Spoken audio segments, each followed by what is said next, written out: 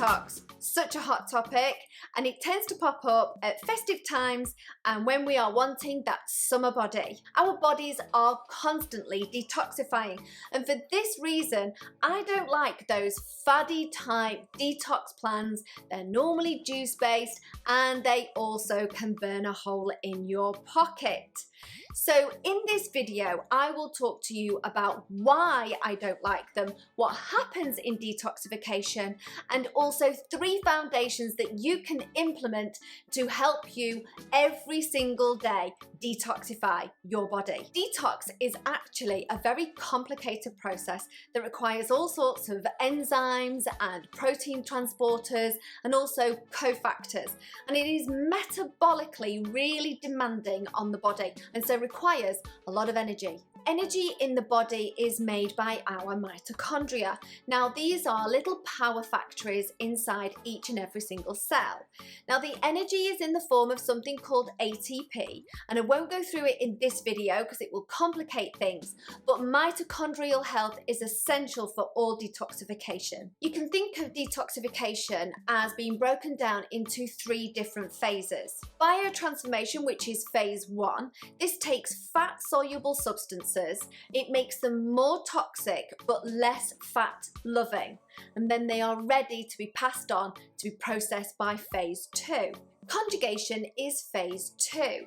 So conjugation you can just think of as binding, and it takes those phase 1 metabolites, it makes them less active and also makes them more water soluble, ready for elimination via phase 3. Elimination is phase 3. So protein transporters pump these metabolites out of the cell to enable their excretion, which normally happens via the bowel or the kidney. Detoxification is something that is commonly viewed as a quick fix to some kind of indulgence, but in my view it should be something that we pay attention to on a day-to-day basis. It is the end stage of metabolic processes within the body and is vital for a balanced and healthy system overall. It is also a misconception that detoxification only happens in the liver. It actually is something that happens all over the body. So when we think of toxins, we tend to think of the things that we breathe in or the things that we eat or maybe even put on our skin, but we actually make a lot of our own toxins, and if these are left unattended or not dealt with, these can really build up and create health issues in the body. So an example of this could be our estrogen hormone. Once it's finished its physiological role, it then has to be detoxified and eliminated out of the body. If it's not eliminated properly, we can reabsorb these estrogens and then push things like fibroids and endometriosis.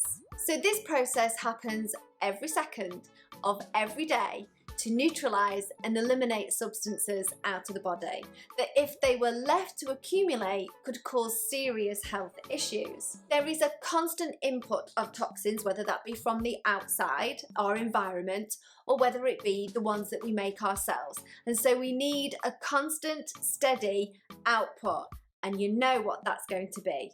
Before starting any kind of detox plan, it is really important to make sure that the drain is not blocked.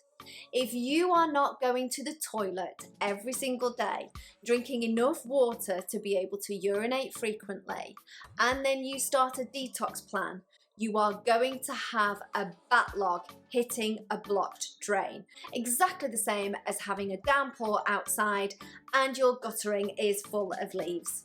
You will get that overflow of water. Nothing's working. So you should always start a detox on phase 3 and not on phase 1. So if you've watched any of my other videos, you will know that I love the microbiome. These are our friendly bacteria that sit inside our gut, and they play so many roles inside the body, but they also help us detoxify some of these toxins that we ingest before they hit the liver. So our gut runs all the way from here to all the way down there. And just like our mouths produce saliva, the whole digestive tract produces a mucosal layer that protects us. So the cells of the gut wall are actually held incredibly tightly together.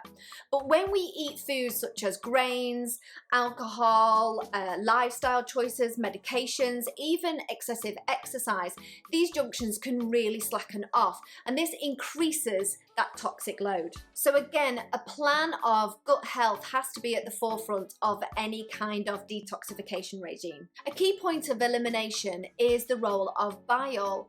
Now, the end products of detoxification from the liver exit via the bile. Bile is released after eating a meal, and especially a meal that contains some fat. Those toxins become incorporated in the feces, and the feces are then eliminated out of the body. So low fat and low protein detoxes, as these juice ones normally are, actually impair this process and reduce that synthesis of bile. Both phase 1 and phase 2 detox requires a lot of nutrients to actually function properly, and a lot of these are actually missing out of a juice detox plan. So phase 1, there are a lot of enzymes in phase 1, and they all have an iron core. So these enzymes all detoxify various toxins, whether that be environmental or the endogenous ones that we produce ourselves. Now, generally you do support phase 1, but we don't purposely try to speed it up, as it's more important that it happens at a nice steady pace so the rest of the detoxification processes can keep up. So supporting phase 1, you would look to be eating lots of cruciferous vegetables, plenty of colours in your vegetables, lots of antioxidants, resveratrol, something that is in red wine, although you can't have loads of alcohol because it really speeds up phase 1. Other things like vitamin C, vitamin E, fish oils, meat, B vitamins. Don't forget, meat contains a lot of B vitamins, and although it's not really considered as something that you would do on a detox, it actually does give you a lot of nutrients that you need. Staying away from char-grilled food, anything that's burnt or barbecue, smoked, obviously loads of alcohol or lots of caffeine, that also needs to be kept down to a minimum, or if you're on a proper detox, cut it out completely. And also removing any toxins. So what are you drinking out of? How are you storing your food? Those kind of things can also be really important. So phase 2 is actually normally the second phase that we would support after elimination. Phase 2 comes down to conjugation, as we were saying before, which is where we bind those toxins to another compound that then helps to eliminate it out of the body. Then there are 5 ways of being able to conjugate toxins. So these are acetylation, glucuronidation, sulfation, glutathione conjugation, and lastly, methylation. So things that support phase 2 conjugation. All of your B vitamins, protein foods, so don't forget meat, fish, egg. Stay away from dairy though, it's just not as clean as the other forms. Don't forget for your lentils and beans, they could give you a vegetarian option. Just if you are vegetarian, try and make sure that you are getting all of your amino acids. This could even mean that you need to include some form of protein powder. Green tea, selenium, look at your Brazil nuts for selenium, they're really, really good. So you can see that there are many foods that are missing out of some kind of juice detox, and you could actually end up speeding up phase 1 and slowing down phase 2 and phase 3 by taking out the nutrients that it needs to function properly. This is the reason why so many people feel very ill sometimes on these kind of very fast juice detoxes, because they're not able to perform the whole way through the detoxification pathway. So what are my 3 foundations that I think that you should be concentrating on a daily basis, rather than focusing on a faddy, quick detox plan? Number 1, reducing the environmental load. Now I know that sounds really simple, and actually it is.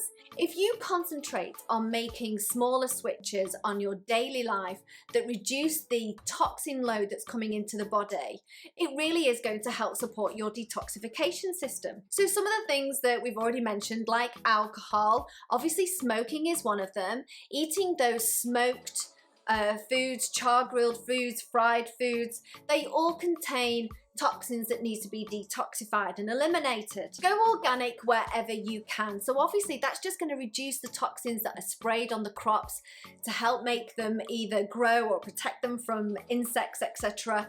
If you're not ingesting them, you don't have to detoxify them, and so you're lightening the load. Increasing your protein from all different sources.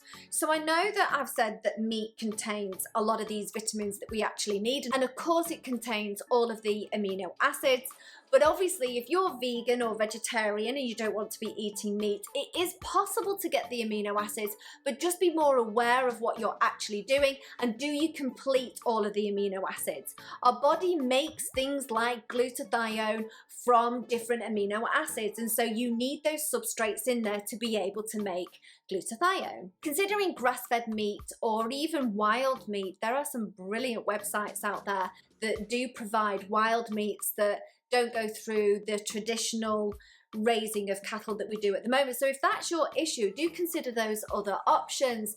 They are much higher in omega-3s and also in antioxidants, which is something that we need to be eating more of during detoxification. Remove foods that challenge your bowel. So removing grains that contain gluten is an absolute must. And if you haven't already, check out my naturally gluten-free bread recipe right here. And also take out dairy and alcohol. These also really challenge our gut. Keep caffeine down to a minimum, really does induce phase 1. Increase your water, minimize any tin foods that you are eating, especially things like tuna, as it can contain mercury. And also change the way that you store food. So if you cook something, put it in a glass container rather than wrapping it in foil or cling film. Both of those can have toxins that need to be detoxified. Increasing your antioxidants. So we've already spoken about getting those colours in your veggies.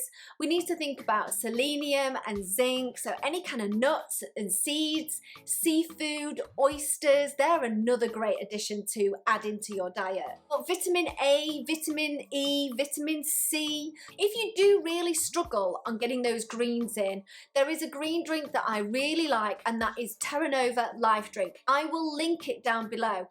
Now, I'm not paid by them, this is not a paid presentation, but it really is a green drink that actually doesn't taste that bad, and it's very easy to fit into your life. So as we've spoken about, support your digestion and your elimination. This is a really simple one, but drink more water. Realistically, most people are constipated because they don't drink enough. Also, increase your fiber. Now, if you are increasing your vegetables, you are already doing this, but think about what that fiber does. It is feeding our friendlies, and remember how our friendly bacteria help us with that detoxification process. Also, it bulks the stool and helps us to go more often. So fiber's a must. Making sure that protein is in every meal. Now, I know I've already said about increasing your protein, but an easy way of getting it throughout the day is to make sure that you have some protein in each meal. Now, it should come down to 1 gram per kilogram of weight, but at least if you make sure there's about 20 grams of protein in each meal, you are on the right track. Movement in our general life, so whether that's exercise or just about your daily life, helps the contractions that moves the stool throughout the colon. So if you have a sedentary lifestyle, or maybe even you're at a job that doesn't include much movement, try to get some exercise on your break, or even just a quick walk around the office, or take the stairs instead of the lift. Anything that can help the movement during the day will help get that bowel moving and help you eliminate. Don't forget your skin. This also detoxifies our body. So skin brushing helps to increase circulation. Going from hot and cold in the shower really induces that transdermal detoxification. And last but not least, go and get hot and sweaty in the gym. Get a sweat on, get those sweat glands eliminating all of those toxins. There are a lot of people out there who really love their juice detox, and if you are one of those, just have a little think the next time.